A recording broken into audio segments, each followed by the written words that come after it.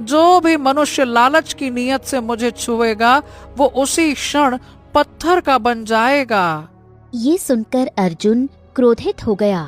अरे तो फिर इस तरह तुम्हारा जंगल में रहना ये तो मनुष्यों के लिए बड़ी खतरनाक बात है। मतलब मनुष्य का तो स्वभाव ही है लालच करना। उसे तो कहीं एक छोटा सा सिक्का भी दिख जाए सड़क पर पड़ा हुआ तो वो दौड़ा दौड़ा चला आता है उठाने। फिर तुम तो सोने का हंस हो। हाँ, तुम्हें तो कोई भी देखकर लालच कर सकता है। ऐसे में तो सब पत्थर बन जाएंगे। ये क्या बात हुई? जितनी चिंता तुम्हें हो रही है ना, सही बताऊं उससे कहीं ज्यादा चिंता मुझे भी है। अर्जुन गहरी सोच में डूब गया। ओ, ये बताओ क्या तुम्हें अपने श्राप से मुक्ति का कोई रास्ता पता है क्या? हाँ, मैं अपनी मुक्ति का रास्ता बता सकता हूँ, लेकिन सीधे नहीं। अगर मैं पूरी बात कह दूंगा तो जलकर राख हो जाऊंगा। मैं तुम्हें एक पहेली दूंगा, तुम्हें उस पहेली को सुलझाना होगा। अर्जुन कुछ देर सोचता रहा। ओ, ठीक है, तुम अपनी पहेली बताओ। मैं हर हाल में उसका हल निकालूंगा और तुम्हें श्राप से मुक्त करूंगा। देखो, मैं नहीं चाहता कि किशन और ये लकड़हारा हमेशा के लिए पत्थर बने रहें। मतलब इनका भी परिवार है, बच्चे हैं, बेचारे वो क्या करेंगे? हाँ, तो मेरी पहेली सुनो। खंडहर में खड़ी है एक मौन दीवार। पूर्णिमा की रात जब चमके हर पत्थर अंगार, चमक से प्रकट होता है रहस्यमयी द्वार। उस द्वार के भीतर है दूसरी दुनिया का संसार। पर हाँ, चील की चीख में छुपा है उसका राज। चील की चीख जब थम जाए, समझ लेना उसी खामोशी में उसका अंत सोया है। ये सुनकर अर्जुन चौंक गया। क्या पहेली है भाई? पूर्णिमा, चील की चीख, खामोशी, गजब विचित्र पहेली है। हाँ, विश्वास करो, अगर तुम इस पहेली को हल कर लोगे तो तुम मुझे भी मेरे श्राप से मुक्त कर सकते हो और अपने इन दोनों मित्रों को भी। अर्जुन काफी देर तक वहीं खड़ा रहा। वो गहरी सोच में डूबा रहा, फिर चुपचाप अपने घर की ओर लौट आया। अर्जुन के चेहरे पर चिंता की लकीरें साफ दिखाई दे रही थीं। उसे देखकर उसकी पत्नी गौरी घबरा गई। क्या हुआ? क्या उन दोनों लकड़हारों का पता चला? हाँ, नहीं। फिर आपके चेहरे पर इतनी चिंता क्यों दिखाई दे रही है? अर्जुन ने गौरी को पूरी घटना बताई। ये सुनकर गौरी चौंक गई। तो क्या तुमने ये बात गांव के मुखिया को नहीं बताई? तुम्हें बताना चाहिए था कि वो दोनों लकड़हारे पत्थर बन चुके हैं। बताना तो चाहता था, लेकिन जानबूझकर नहीं बताया। अगर गांव वालों को पता चला तो वो कुछ नहीं कर पाएंगे। या तो वो सोने के हंस को मार देंगे और वो दोनों हमेशा हमेशा के लिए पत्थर ही बने रह जाएंगे, या फिर गांव वाले क्या करेंगे कि लालच में आकर हंस को पकड़ने की कोशिश करेंगे और खुद भी पत्थर बन जाएंगे। इसके अलावा गांव वाले कुछ भी ना कर सकते। हाँ। गौरी गहरी सोच में डूब गई। तो फिर तुम क्या करना चाहते हो? मैं इस पहेली को हल करना चाहता हूँ, लेकिन समझ नहीं आ रहा कि इसका रहस्य क्या है। गौरी ने पहेली की पहली पंक्ति दोहराई। खंडहर में खड़ी है एक मौन दीवार, पूर्णिमा की रात जब चमके हर पत्थर अंगार। गौरी कुछ पल रुकी। मुझे तो इतना ही समझ आ रहा है कि इस पहेली में जंगल के किसी खंडहर की ओर इशारा किया गया है। शायद पूर्णिमा की रात वहाँ कुछ विशेष होता है। ये सुनते ही अर्जुन चौंक गया। उसकी आंखों में चमक आ गई।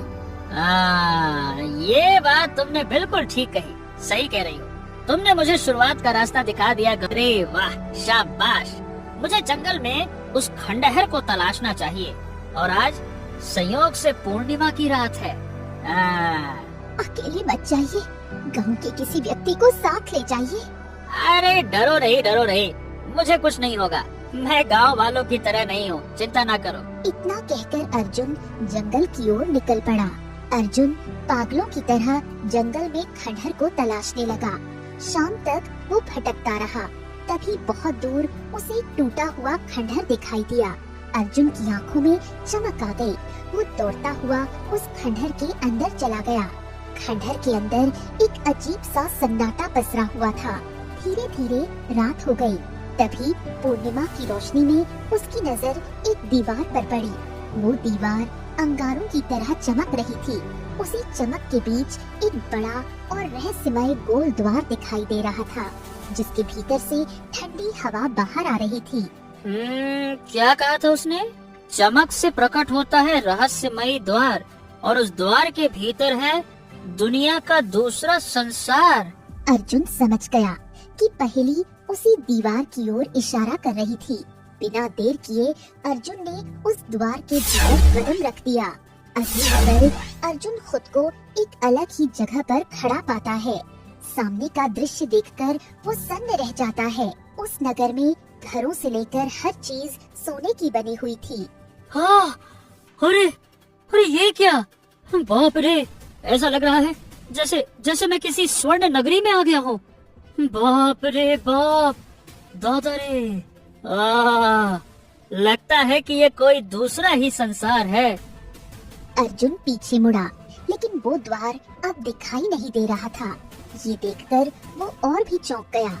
लगता है कि ये कोई दूसरा ही संसार है। अर्जुन उस नगर में आगे बढ़ने लगा। चारों ओर अजीब सन्नाटा पसरा हुआ था। तभी उसकी नजर सामने खड़े हुए मनुष्यों पर पड़ी। वो सभी पत्थर के बने हुए थे। उन्हें देखकर अर्जुन बुरी तरह चौंक गया। ये क्या? यहाँ जितने भी मनुष्य हैं, सबके सब पत्थर बने हुए हैं। ये क्या चक्कर है? आखिर इस स्वर्ण नगरी का रहस्य क्या है? यहाँ के निवासी कौन हैं? समझ नहीं आता। अर्जुन उस नगर में टहलते टहलते एक घर के सामने पहुँचा। बूढ़े व्यक्ति के चरणों में जाकर बैठ गया।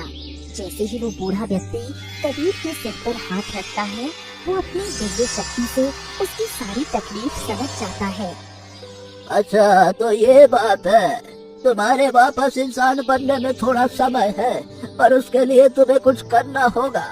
जिस लड़की ने अपने काले जादू से तुम्हें बकरी बनाया है, तुम्हें उसे किसी भी तरह से मेरे सामने यहाँ लेकर आना होगा, तभी तुम वापस इंसान बन सकते हो।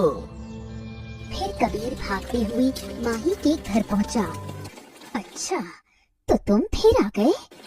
कबीर बिना डरे आगे बढ़ा और अपने मुंह से दबाकर रखा हुआ एक सोने का सिक्का माही के हाथ में रख दिया। अरे, ये तो सोने का सिक्का है। तुम ये सोने का सिक्का कहाँ से लाए? कबीर जंगल के रास्ते की तरफ इशारा करता है। अच्छा, तो तुम्हें जंगल में सोने के सिक्के मिले हैं? कहीं तुमने खजाने का कोई भंडार तो नहीं ढूंढ लिया? चलो चलो, मुझे और सिक्के चाहिए। लालच में आकर माही तुरंत कबीर के साथ जंगल की तरफ निकल पड़ी। कबीर उसे सीधे उसी पेड़ के पास ले आया, जहाँ वो बूढ़ा व्यक्ति बैठा हुआ था। ये क्या? तुम मुझे इस बूढ़े के पास क्यों लेकर आए हो? अच्छा, तो इसी दुष्ट लड़की ने तुम्हें ये सजा दी थी। अब देखो इसका अंजाम। रुक जाओ। बूढ़ा व्यक्ति हाथ में पानी लेकर एक मंत्र पढ़ता है और माही के ऊपर छिड़क देता है। देखते ही देखते एक तेज रोशनी फैली और माही एक रंग बिरंगे फूल में बदल गई। उसी पल कबीर का जादुई बंधन टूट गया और वो वापस अपने असली इंसान के रूप में आ गया।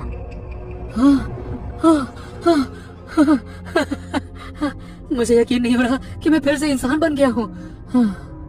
तभी उस जमीन पर गिरे फूल से माही के चीखने की आवाज आई। मुझे बाहर निकालो, मुझे आजाद करो। कबीर, तुम ये ठीक नहीं कर रहे हो। हाँ, अब कैसा लग रहा है माही? जब तुमने मुझे एक बेजुबान बकरी के रूप में कैद कर दिया था, तब तुम्हें मुझ पर तो तरस नहीं आई थी। अब तुम भी हमेशा के लिए इसी फूल के रूप में कैद रहोगी। कबीर, इस फूल को यहीं जमीन में दबा दो। जब भी तुम्हें इसे वापस इंसान बनाना हो, तो इसे ले जाकर पास की झील के पवित्र पानी में डाल देना। ये इंसान बन जाएगी और ये काम तुम्हारे सिवा कोई दूसरा नहीं कर सकता। चलो। बूढ़ा व्यक्ति इतना कहकर वहाँ से चला गया। कबीर, मुझे इंसान बना दो। कभी नहीं माही, कभी नहीं, बिल्कुल नहीं। अब तुम भी वैसे ही तड़पो जैसे मैं इस रूप में तड़पा था। कबीर उस फूल को वहीं रख देता है। वहीं दूसरी तरफ लायरा दिन रात हवेली के काम में जुटी रहती। उसकी सादगी और सेवा धीरे धीरे रघुनंदन के कठोर मन को पिघलाने लगी। मैं इस पर इतना जुल्म करता हूँ, फिर भी ये बिना शिकायत मेरी और मेरी माँ की सेवा करती है। लगता है ये मेरे सच्चे प्रेम के काबिल है। रघुनंदन मुस्कुराते हुए वहाँ से चला गया, पर दूर खड़ी नित्या ये सब सुन लेती है और उसके कान खड़े हो जाते हैं। नहीं, अगर रघुनंदन जी इससे प्रेम करने लगे तो ये इस हवेली की बड़ी रानी बन जाएगी और मुझे घर से निकाल देगी। मुझे कुछ ना कुछ करना होगा। फिर नित्या तुरंत रघुनंदन के पास जाती है जो हवेली के बाहर बैठा हुआ था। क्या हो गया नित्या? तुम यहाँ इस तरह से क्यों रो रही हो? क्या बात है? जी आपको नहीं पता, ये लायरा वो अंदर माँ जी को बहुत बुरा भला कह रही थी और उन्हें धक्के देकर घर से बाहर निकालने की धमकी दे रही है। क्या कहा? उसकी इतनी हिम्मत? रघुनंदन गुस्से में सीधे लायरा के पास पहुंचा, जो रसोई में काम कर रही थी। क्या हुआ जी, आप इतने गुस्से में क्यों हैं?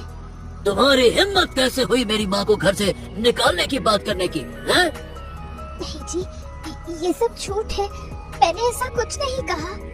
अरे चुप रहो, मैंने तुम्हें यहाँ अपनी और अपनी माँ की सेवा करने के लिए रखा था, बदतमीजी करने के लिए नहीं। निकलो यहाँ से, इस हवेली में तुम्हारे लिए कोई जगह नहीं है। नित्या, इसे अभी बाहर निकालो, ले जाओ इसे। रघुनंदन वहाँ से चला जाता है। नित्या मुस्कुराते हुए लायरा का हाथ पकड़कर उसे हवेली के मुख्य दरवाजे के बाहर धकेल देती है। मुझे पता था तुम निर्दोष हो, पर मेरे पति सिर्फ मुझसे प्रेम करेंगे। मैं ये जगह किसी और को नहीं लेने दूंगी। निकलो यहाँ से। लायरा बाहर बैठकर फूट फूट कर रोने लगी। कोई रास्ता न देख वो रोते हुए मधुमती के घर पहुँची। तुम यहाँ क्या कर रही हो? तभी लायरा सारा सच बता देती है। आ गई फिर से मुंह उठाकर। अरे उन्होंने कुछ गलत नहीं किया, तू तो है ही इस लायक। तेरी वजह से पहले ही मेरी बदनामी हो चुकी है। अब मैं तुझे इस घर में दोबारा कदम नहीं रखने दूंगी। चली जा यहाँ से। नहीं माँ, ऐसा मत करो, मैं कहाँ जाऊंगी? मधुमती दरवाजा बंद कर लेती है। लायरा पूरी तरह बेसहारा हो जाती है और रोते हुए घने जंगलों की तरफ जाने लगती है। तभी रास्ते में उसे कबीर मिल जाता है। हाँ, लायरा, लायरा, लायरा, आखिरकार तुम मुझे मिल गई। मैंने तुम्हें उस जमींदार के साथ देखा था, पर सही बताओ मेरी हिम्मत नहीं हुई कि मैं तुम्हारे घर के अंदर आऊं। चलो चलो, अब हम दोनों शादी कर लेते हैं। मैंने देखा है कि किस तरह उस जमींदार ने तुम्हें घर से निकाल दिया। मैं गांव वालों के सामने कुछ न कह सका क्योंकि वो मुझे भी गलत समझते हैं। कबीर, तुम मुझे किस मुंह से शादी के लिए कह रहे हो? तुमने मुझे धोखा क्यों दिया? तुमने मुझे मंडप में अकेला क्यों छोड़ा? मैं तुम्हारा इंतजार करती रही और तुम्हारी वजह से मुझे उस जमींदार से शादी करने पर मजबूर होना पड़ा। तभी कबीर सारा सच बताता है। ये क्या? मैंने कभी सपने में भी नहीं सोचा था कि मेरी अपनी सहेली माही मेरे साथ विश्वासघात करेगी। लायरा, देखो, अब जो हो गया सो हो गया। मैंने माही को उसके पापों की सजा दे दी है। अब तुम सब कुछ भूलकर मुझसे शादी कर लो। मैं तुम्हें जीवन की हर खुशी दूंगा और बहुत खुश रखूंगा, बहुत खुश। नहीं कबीर, अब हम दोनों कभी एक नहीं हो सकते। जो होना था वो हो चुका। अब मैं किसी और की पत्नी हूँ। मैं शादी के पवित्र बंधन से दगा नहीं कर सकती। लेकिन लायरा, वो जमींदार तुमसे प्रेम नहीं करता है, समझो। अरे उसने तो तुम्हें इस तपती धूप में हवेली से बाहर निकाल दिया। सोचो।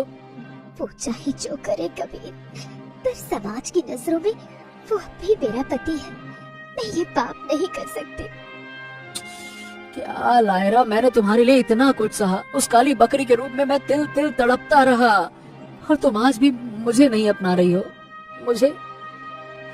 मैं ही गलत था जो तुम्हारे पीछे अपनी जिंदगी बर्बाद कर रहा था। हाँ। कबीर गुस्से में पैर पटकता हुआ वहाँ से निकल जाता है। वो सीधा जंगल के उसी हिस्से में पहुँचता है और जमीन में दबे उस फूल को हाथ में ले लेता है। अरे जब लायरा मुझे नहीं अपना सकती तो मैं भी उसके बारे में क्यों सोचूं?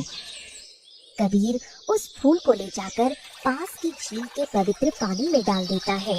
अचानक एक तेज सुनहरी रोशनी फैली और माही वापस अपने असली इंसानी रूप में आ गई। कबीर, तुमने मुझे माफ कर दिया। हाँ माही, मैंने तुम्हें माफ किया। चलो हम दोनों शादी कर लेते हैं, चलो। क्या सच में? मैं तो बहुत खुश हूँ। ठीक है, मैं इस शादी के लिए तैयार हूँ। कबीर और माही कुछ ही देर में शादी के बंधन में बंध गए। वहीं दूसरी तरफ हवेली और मायके दोनों जगह से ठुकराई हुई लायरा जंगल के किनारे एक छोटी सी झोपड़ी बनाकर रहने लगी। गांव में कोई उसकी मदद नहीं करता। एक दिन लायरा भूख से बेहाल होकर गांव की गली से गुजर रही थी। तभी अचानक वहां से गुजर रही माही की नजर उस पर पड़ती है। अरे ये तो लायरा है जो कभी कबीर के प्रेम के घमंड में घूमती थी। आज देखो इसकी हालत, आगे पीछे कोई पूछने वाला नहीं रहा। माही मुस्कुराते हुए तंज कसने के लिए लायरा के पास आई। देखो लायरा, आज तुम किस हालत में पहुंच गई हो। माही, मुझे तुमसे कोई बात नहीं करनी। देखो, तुम मुझसे बात करो या ना करो, लेकिन तुम्हारी स्थिति बहुत खराब है। ऐसे भूख से तड़प कर तुम यहाँ कैसे रहोगी? तुम एक काम करो, मेरे साथ मेरे घर चलो। मेरे पति तुम्हें काम के बदले अच्छे पैसे भी देंगे और तुम्हें भरपेट खाना भी मिलेगा। जो हो गया सो हो गया। मैंने कई दिनों से अन्न का एक दाना तक नहीं खाया है। भूख के कारण मेरे प्राण निकल जाएंगे। मुझे अपनी जान बचाने के लिए इसके साथ जाना ही चाहिए। ठीक है माही, मैं तुम्हारे साथ चलने के लिए तैयार हूँ। लायरा माही के साथ उसके घर आ गई। जैसे ही वो घर के अंदर कदम रखती है, सामने कबीर को देखकर उसके पैरों तले जमीन खिसक जाती है और आंखों से आंसू छलक पड़ते हैं। ये क्या? कबीर और माही, तुम लोगों ने शादी कर ली? हाँ लायरा, कबीर मुझसे बहुत प्रेम करते थे, इसलिए हम दोनों ने शादी कर ली। अच्छा ही हुआ कि तुमने तब इन्हें ठुकरा दिया था। तभी कबीर वहाँ आता है और लायरा को देखकर उसका चेहरा सख्त हो जाता है। माही, तुम इसे यहाँ लेकर क्यों आई हो? इसे वहीं छोड़ाओ जहाँ से लेकर आई हो। ले जाओ इसको। रहने दीजिए ना जी, अब ये पहले जैसी नहीं रही। इसे 2 वक्त का खाना तक नसीब नहीं हो रहा है। भूखी मरने से अच्छा है कि ये हमारे घर का थोड़ा काम कर लेगी और बदले में भरपेट खाना खा लेगी। जाओ, तुम्हें जो करना है करो, मुझे कोई फर्क नहीं पड़ता। नहीं तो। कबीर वहाँ से मुंह मोड़कर चला जाता है। लायरा की आंखों से लगातार आंसू बहने लगे।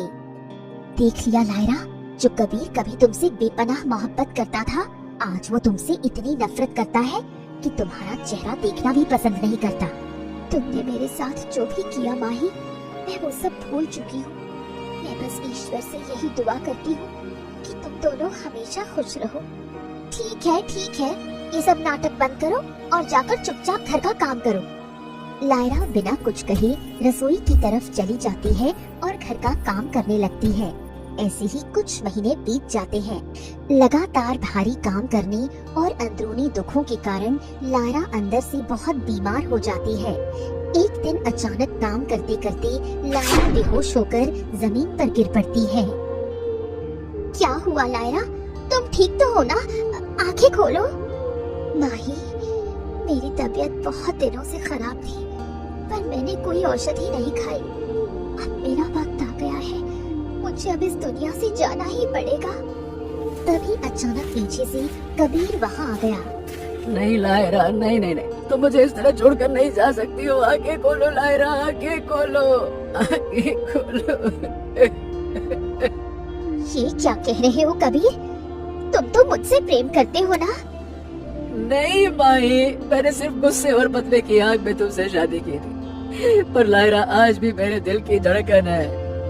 ए लायरा मेरी तरफ देखो लायरा, मैं तुम्हें अभी वैद्य जी के पास लेकर जाऊंगा, ठीक करवाऊंगा। मैं तुम्हें ऐसे नहीं जाने दूंगा लायरा।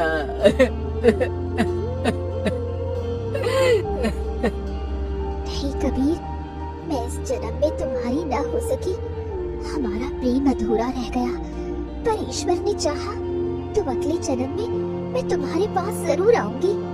इतना कहते ही लायरा कबीर की बाहों में अपनी आखिरी सांस लेती है। कबीर पागलों की तरह चीख पड़ता है, नहीं नहीं नहीं नहीं लायरा। आगे बोलो, आगे बोलो। मैं तो तुमसे सिर्फ बदला लेने का नाटक कर रहा था, पर मैं खुद ही अंदर अंदर तड़प रहा था। लायरा, मुझे छोड़कर मत जाओ, मुझे छोड़कर मत जाओ लायरा। चली जाओ यहाँ से माही, चली जाओ तुम। मुझे अब किसी से कोई बात नहीं करनी, दूर हो जाओ मेरी नजरों के सामने से। मैं अपना बाकी का पूरा जीवन अब अकेले ही बिताऊंगा, नहीं रहना तुम्हारे साथ। जाओ यहाँ से। अब मैं वहाँ समय बिताऊंगा अकेले, जहाँ सिर्फ मैं और मेरी लायरा की यादें होगी। मैं और मेरी लायरा, मैं और मेरी लायरा। माही अपनी आंखों में आंसू लिए चुपचाप हमेशा के लिए हवेली छोड़कर चली जाती है। कबीर रोते हुए लायरा का अंतिम संस्कार करता है और उसकी यादों के साथ जीवन जीने लगता है। प्रिय दर्शकों, अगर आपको ये कहानी अच्छी लगी हो तो वीडियो को लाइक करके कमेंट में हमें जरूर बताइए कि कहानी कैसी लगी।